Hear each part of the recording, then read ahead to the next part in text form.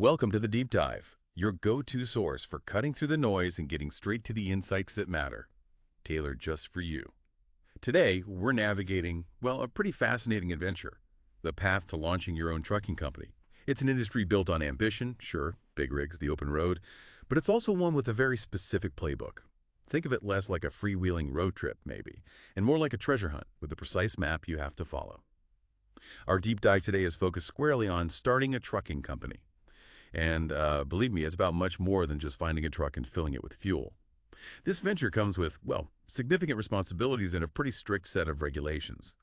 Our goal today is really to distill the core wisdom from the FMCSA checklist, starting your trucking business safely. We want you to walk away feeling, truly informed and prepared, getting a clear understanding of the essential steps, maybe some surprising insights, without drowning in jargon. Exactly. And when it comes to that essential map, you mentioned the Federal Motor Carrier Safety Administration, or FMCSA. That's your primary guide. They really are, like the source says, kind of the referees of the trucking world, setting the rules, making sure things are safe for everyone, drivers, companies, the public. And one of the first, maybe the most crucial insights to grasp is this. If you plan to operate a trucking company in the U.S., well, getting registered and fully compliant isn't just a good idea. It's the absolute foundation. There are no shortcuts around it. Okay, so let's unpack this journey then. We're going to trace the FMCSA's comprehensive step-by-step roadmap. It's designed specifically for new carriers, right? We'll explore each stage, not just list things off, but try to uncover the nuances and the critical why behind them. So the very first mile marker on this journey, the real foundation, is setting up your business. Before any wheels even think about turning, your business needs to be, well, official, legitimate. That's absolutely right. The source points out that most folks starting out opt for an LLC or maybe a corporation. Okay, why those specifically? Is there a reason? Yeah, often it's about liability. Personal liability protection. They help separate your business stuff from your personal stuff, which, in a high-risk industry like trucking, that's a really key strategic move. And just like you have a social security number, your business needs an EIN, that's an employer identification number from the IRS. It's vital for taxes, pretty much all official paperwork. And here's a neat little tip, often missed. You can apply for that EIN online, directly on the IRS website, completely free. Well, that's good to know. Yeah, don't get caught paying some service for it when it's free. That is a great initial pro tip. Avoid those unnecessary fees right off the bat. It sounds like getting this foundational layer perfect is, well, non-negotiable. What's a common mistake people make right here at stage one? Probably rushing the business structure choice. Or maybe not fully grasping the tax differences between, say, an LLC and a corporation. It's really worth talking to an accountant or maybe a legal pro just to make sure you're setting up for the long haul, not just ticking a box for now. Good advice. Okay, so your core identity is set up.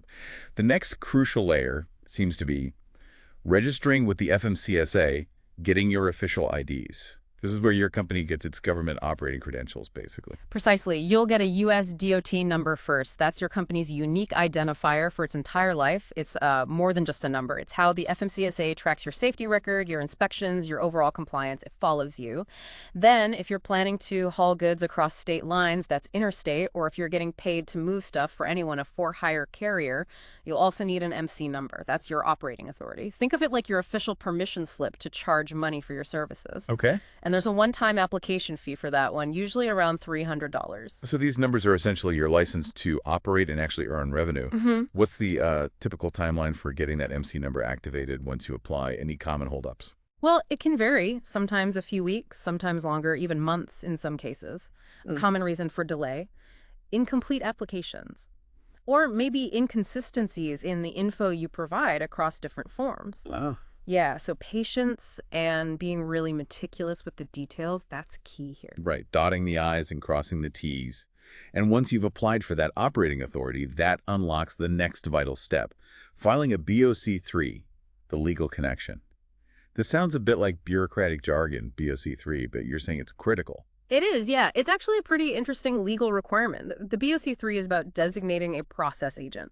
This is basically someone or a company who's authorized to accept legal documents like lawsuits or official notices on your behalf in any state you operate in. Any state, so you need one everywhere. Well, theoretically, yes, for every state you might drive through. But the practical thing is you can hire one company that provides nationwide coverage. That simplifies it a lot. Okay, that makes sense. And this BOC3 form, it has to be filed electronically, usually by the process agent company you hire. And here's the really critical point, the one people sometimes miss: your operating authority, that MC number. It cannot and will not be activated until this form is on file with the FMCSA. Wow. Okay, so it's literally a gatekeeper. It's not just about receiving papers. It's required to even start operating legally. Exactly. It's a fundamental legal safeguard. Ensures you're always reachable for important legal stuff. You absolutely cannot skip this. Got it. So legal standing is solidifying. Next up, getting the right insurance, Yeah. protecting your investment and others. This feels universal, right? Like car insurance, but bigger stakes. Definitely bigger stakes.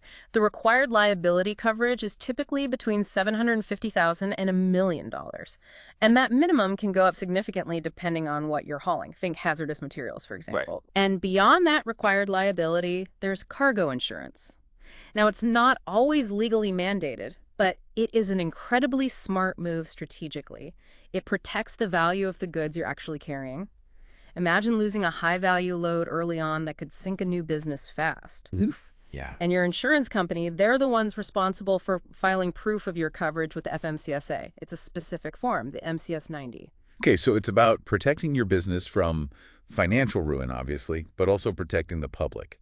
And it sounds like your insurance choices directly impact the kind of freight you can even bid on later. Precisely. Certain shippers or brokers won't work with you if you don't meet their higher insurance requirements, even if they exceed the legal minimums. Right. Okay, insurance is squared away. Now we get into what sounds like maybe more complexity. Registering for UCR, IRP, and IFTA mastering multi-state operations. These three are essential if you're crossing state lines. Absolutely essential for interstate carriers. This is where you really see the systems designed to manage operations across different states. UCR, that's Unified Carrier Registration. It's an annual fee you pay based on the number of trucks in your fleet, required for commercial vehicles in interstate commerce. Pretty straightforward. Okay. Then there's IRP, the International Registration Plan. This lets you register your truck in your home state, your base state, but operate legally in all other member states and Canadian provinces. The fees you pay get distributed based on the miles you actually drive in each jurisdiction. Okay, tracking miles. Yep. And that leads right into IFTA, the International Fuel Tax Agreement. This streamlines reporting fuel taxes. Instead of filing in every single state you buy fuel or drive in, you file one quarterly report with your base state. It calculates taxes owed to or refunded from each state based on miles driven and fuel purchased in each. That does sound like a lot to keep track of miles per state, fuel per state. What's the biggest headache for new carriers with these? Are there tech tools to help? The biggest challenge is definitely the meticulous record keeping, especially for IRP and IFTA.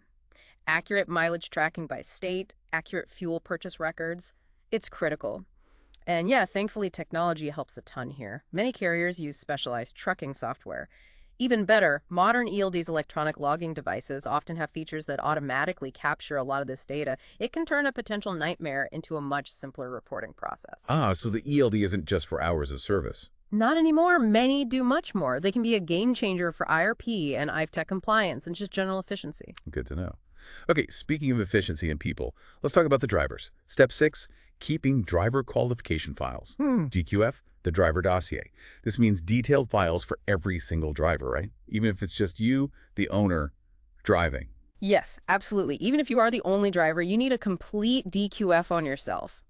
And these files are incredibly comprehensive for a reason. They demonstrate that a driver is qualified and safe to operate a commercial vehicle.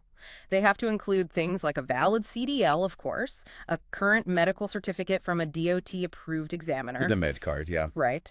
Plus previous employment history checks, a driving record, the MVR, and proof of a road test or certificate from a certified driving school. And the source really stresses this. Keep these files super safe, keep them updated, and always ready for an FMCSA inspection. They can ask to see them anytime. What's a hidden challenge here? Something people might overlook. Keeping track of expiration dates. Med cards expire, CDLs expire, sometimes endorsements expire. Missing those renewals can put a driver and the company out of compliance really fast. Wow, okay. Sounds like a big administrative task, but clearly vital for accountability and safety right from the start. What's the most common DQF mistake you see? Probably failing to do the required annual review of the driver's MVR, or maybe not having a consistent process to track and ensure those medical certs are renewed before they expire. These seem small, but they can lead to significant fines during an audit. Okay, makes sense. This leads pretty naturally into step 7. Following hours of service, HOS rules, prioritizing rest and safety. These are the rules trying to stop drivers from getting too tired, right? Keep everyone safe. Exactly. These are core safety regulations. The main rules are generally a max of 11 hours driving time within a 14-hour driving window after having at least 10 consecutive hours off duty. And within that 14-hour window, you can't drive after the 14th hour, regardless of how much you drove. Plus, there's a mandatory 30-minute break required after 8 hours of driving. Okay, those seem clear enough. The rules themselves are clear, yeah. The challenge often comes in managing real-world stuff, unexpected traffic, delays at shippers or receivers within that strict 14-hour workday clock. It doesn't stop ticking just because you're waiting. And that's why electronic logging devices, ELDs, are legally required for most carriers now. Right. These aren't just fancy logbooks. They automatically record driving time, duty time, off-duty time. They ensure an objective record of compliance.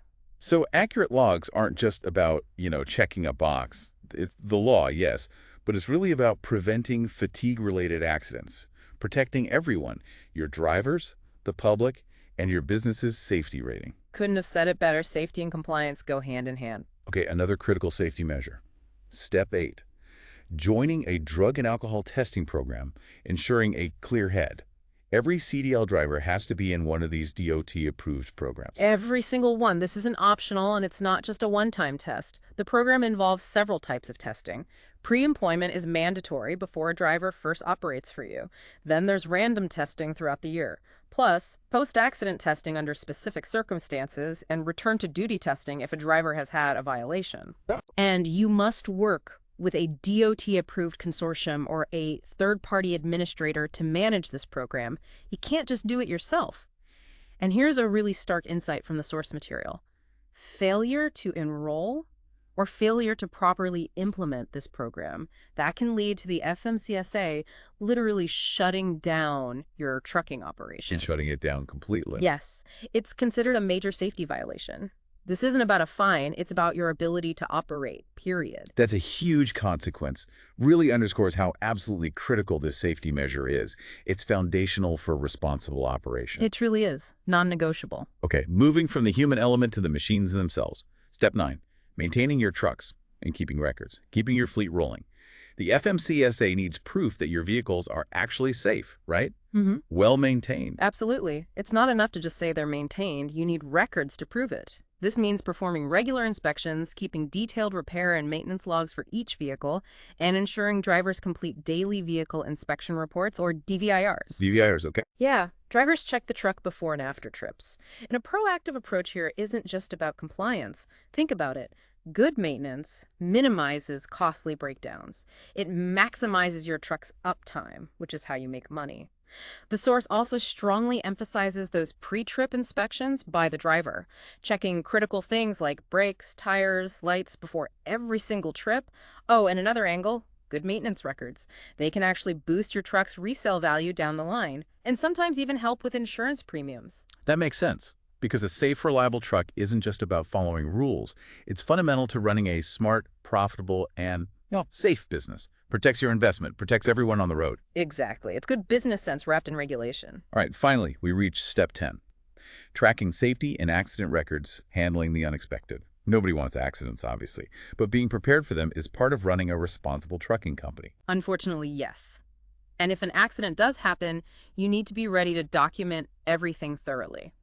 We're talking police reports, detailed photos from the scene if possible, any witness statements you can get, and your own internal notes and records about the incident. Why keep all this? Just for insurance. Well, yes, it's crucial for insurance claims, definitely. But it's also valuable for demonstrating to the FMCSA that you're managing incidents properly. It shows you're investigating, taking corrective action if needed, and maintaining your commitment to safety even when things go wrong. A robust accident register and follow-up process can really help during a safety audit.